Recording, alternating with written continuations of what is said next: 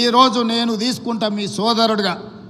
ఈరోజు మీరు అండగా నిలబడి మీరు ఆశీర్వదించి ఇక్కడ శాసనసభ్యుని చేస్తే తెలంగాణ రాష్ట్రానికి ముఖ్యమంత్రి అయినా మరి అలా నా బాధ్యత ఉంది. ఇక్కడున్న ప్రతి పేదవాడికి ఇందిరమ్మ ఇల్లు ఇవ్వాలి. రాబోయే 4 ఏళ్లలో 15,000 నుంచి 20,000 ఇళ్ళు ఒక్క కొడంగల్ శాసనసభ నియోజకవర్గంలోనే ఇచ్చి ఇక్కడి పేదవాళ్ళను ఆదుకునే బాధ్యత నేను తీసుకుంటాను. ఈ సందర్భంగా చెప్తున్నా. ఇవాళ రేషన్ కార్డులు ఎక్కడికి పోయినా పేదలు మాకు రేషన్ కార్డు లేదంటున్నారు. చంద్రశేఖరరావు గారు గొప్ప మేధావి, 80,000 పుస్తకాలు చదివిండు. వాళ్ళ కొడుకేమో అమెరికాలో చదువుకున్నా అంటాడు.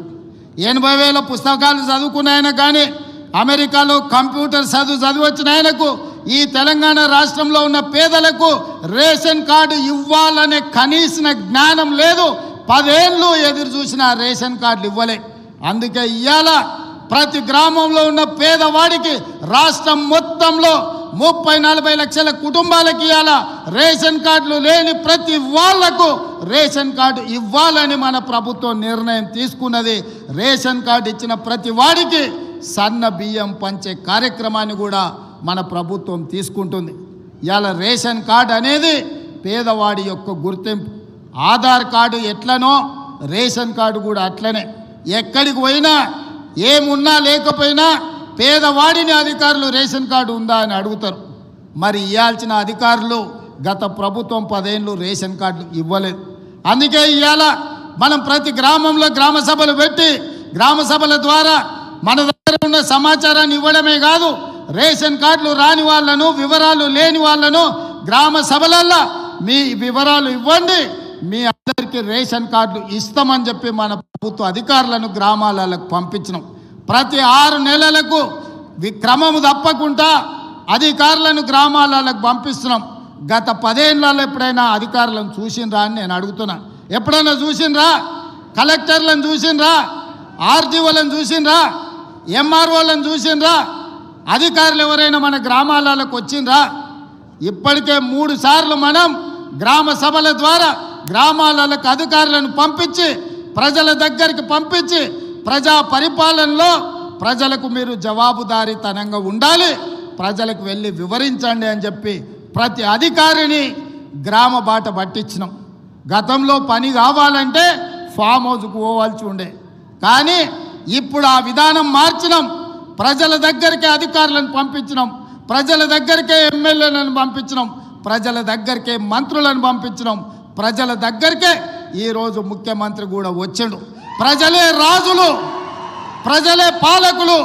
ప్రజల దగ్గరికి ప్రభుత్వ అధికారులైనా మంత్రులైన ముఖ్యమంత్రులైన ప్రజల దగ్గరికి వెళ్ళాల్సిందే, ప్రజల ముందు నిలబడాల్సిందే అని మన ప్రభుత్వం వచ్చినాక మార్పు తీసుకొచ్చినాం. అందుకే ఇవాళ చీఫ్ సెక్రటరీ నుంచి మొదలు పెడితే రాష్ట్ర స్థాయిలో ఉన్న ప్రతి అధికారి, జిల్లా స్థాయిలో ఉన్న కలెక్టర్లు, హౌసింగ్, రెవెన్యూ అన్ని డిపార్ట్మెంట్ల అధికారులు ఇవాళ చంద్రవంచ గ్రామానికి వచ్చిన ఒక మారుమూల ప్రాంతంలో అంటే ఇది ప్రజల కోసం తీసుకొచ్చిన మార్పు, ఇది ప్రజా పరిపాలన. అంటే ఫామ్ హౌస్లో ఉండి గడిలలో బండి ఈరోజు 10 ఎకరాలలో భవంతులు కట్టుకొని పరిపాలన చేస్తామంటే కుదరదు. ప్రజల దగ్గరికి వెళ్ళాల్సిందే, ప్రజలు అడుగుతారు, ప్రజలు కడుగుతారు, ప్రజలకు జవాబు చెప్పాల్సిందే అని చెప్పి ఇవాళ ప్రభుత్వాన్ని ప్రజల దగ్గరికి పంపించినాం. అందుకే రాష్ట్రంలో ఉండే అధికారులు మొత్తం ఇవాళ కొడంగల్ శాసనసభ నియోజకవర్గం చంద్రవంచ గ్రామానికి వచ్చిందంటే ఇది ప్రజా పరిపాలన. అంటే ప్రజల దగ్గరకు వచ్చి ప్రజల చేత ప్రజా సమస్యల్ని పరిష్కరించి ప్రజల చేత విజ్ఞప్తులు తీసుకొని పరిష్కరించడానికి అధికారులను ఈరోజు పంపించినాం.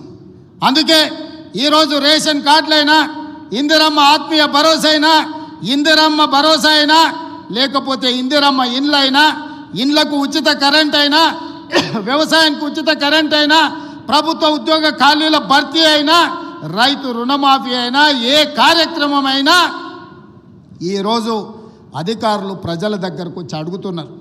అక్కడక్కడ కొంత గందరగోళం సృష్టిస్తారు.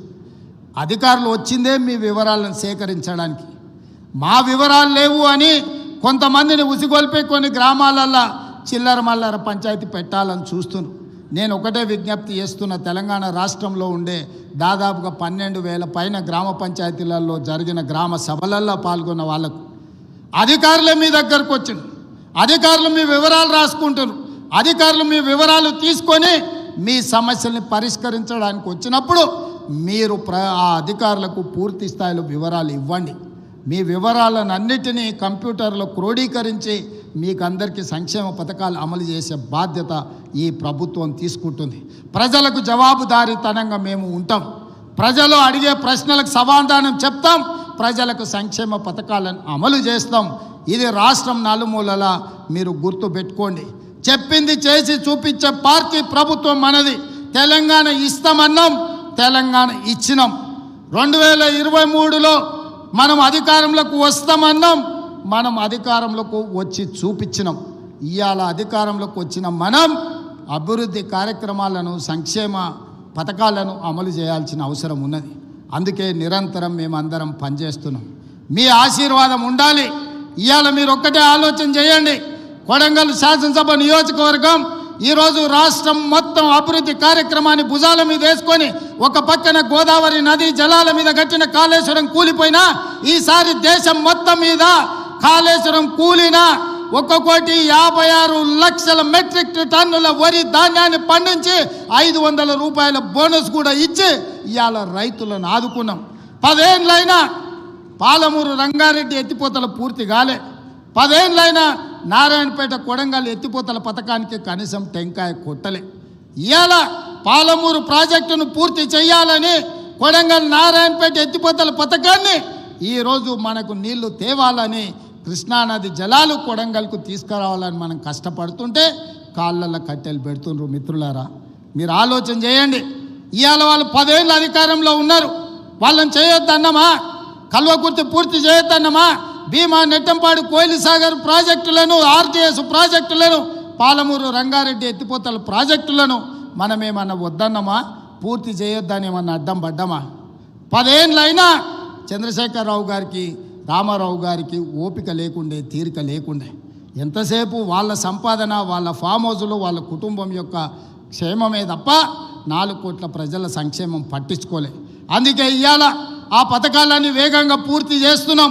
అవి ఒకవేళ పూర్తి అయితే ఇవాళ వాళ్ళకు జిల్లాలో రాష్ట్రంలోనే మనుగడ ఉండదు అని చెప్పి ఈరోజు వాళ్ళందరూ కూడా వీటికి అడ్డుపడే ప్రయత్నం చేస్తున్నారు.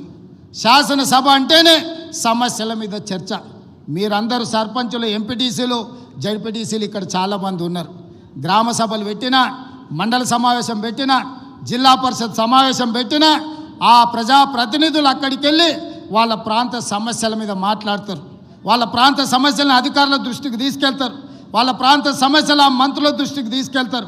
పనులు కాకపోతే సభలోనే నిరసన తెలిపి పనులు సాధించుకోవడానికి ప్రయత్నం చేస్తారు. ఇది ప్రజాప్రతినిధి యొక్క బాధ్యత.